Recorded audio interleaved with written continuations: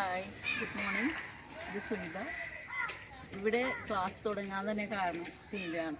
കാരണം നിരന്തരമായിട്ടുള്ള കുറേ നാളായി എൻ്റെ പുറകിൽ സൈക്കിൾ പഠിക്കുന്നുണ്ട്.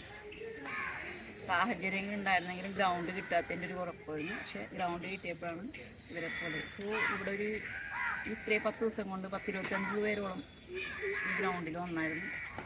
എല്ലാവരും മാഷാ അല്ലാഹ് ചവിട്ടി. സുനിതയാണ് ലാസ്റ്റ് ചവിട്ടിയത്. കാരണം ഭയങ്കര പേടിയായിരുന്നു. പിന്നെ വെയിറ്റ് എല്ലാം ബലം പിടിച്ചാണ് ചെയ്തിരുന്നത്. എന്തായാലും നന്നായിട്ട് ഇപ്പോൾ ചവിട്ടുന്നുണ്ട്. വളരെ സന്തോഷം. കാരണം സുനിത തയ്യലാണ്.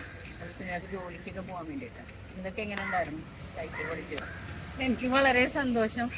പിന്നെ എനിക്ക് ഇത് പഠിച്ചിട്ട് എനിക്ക് സ്വന്തമായിട്ട് ജോലിക്ക് പോകാൻ വേണ്ടിയിട്ടാണ് സൈക്കിളിൽ ബസാറിലാണ് ഞാൻ പഠിപ്പിക്കുന്നത്. എത്തിങ്ങാൻ ഓർഫനേജിൽ. അപ്പോൾ എനിക്ക് സ്വന്തമായിട്ടിത് ചവിട്ടി പഠിച്ച് പോകാൻ വേണ്ടി ഒരാളെ ആശ്രയം ഇല്ലാണ്ട് പോകാൻ വേണ്ടിയിട്ടാണ്.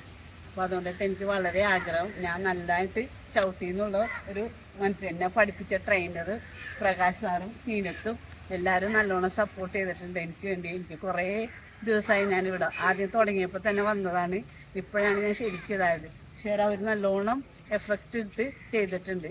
അപ്പോൾ അത് കുറച്ച് ബിഗ് താങ്ക്സ് എനിക്ക് പ്രകാശ് സാറിനും സീനത്തിനും പിന്നെ ഈ ഗ്രൗണ്ട് വന്ന മനാഫ് സാറിനും നന്ദി നന്ദി നന്ദി.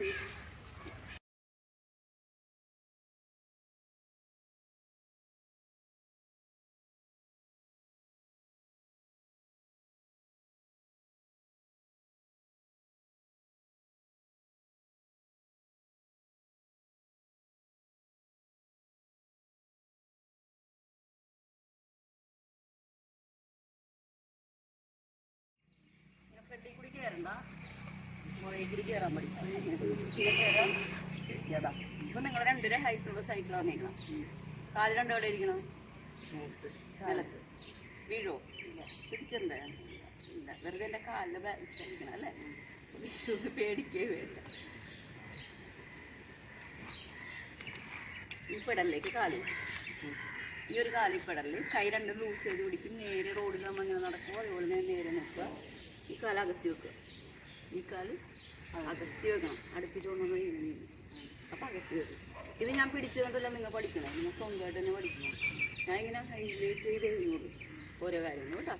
പേടിക്കൊന്നും വേണ്ട. ആരും വീണിട്ടൊന്നുമില്ല. വെക്കുക. ഇതാ നോക്കിയാൽ ഈ കാല് പുഷ് ചെയ്താൽ വണ്ടി നീങ്ങും. ഈ കാല് പുഷ് ചെയ്താൽ വണ്ടി നീങ്ങും. കണ്ടാ ഇങ്ങനെ ഇങ്ങനെ ഇങ്ങനെ 2-3 റൗണ്ട് ആകുമ്പോഴേക്കും ഫ്രീ ആവും. അപ്പം ഞാൻ നെക്സ്റ്റ് സ്റ്റെപ്പ് പറയും. കാല് പൊക്കാൻ കേട്ടോ. പോണത് എങ്ങനെയാണെന്നനുസരിച്ചിട്ട് പറഞ്ഞു തരും അടുത്ത സ്റ്റെപ്പ്. ഇറങ്ങുമ്പോൾ കാലിങ്ങകത്തി വെക്കുക. ഇറങ്ങുക, ചെരിക്കുക, ഇങ്ങനെ നൈസായിട്ട് ഇറങ്ങുക. ഓക്കെ, ഇങ്ങനെ കയറി ഇറങ്ങുക. അത് ഷോളൊക്കെ ചുരുട്ടിയിട്ടോ.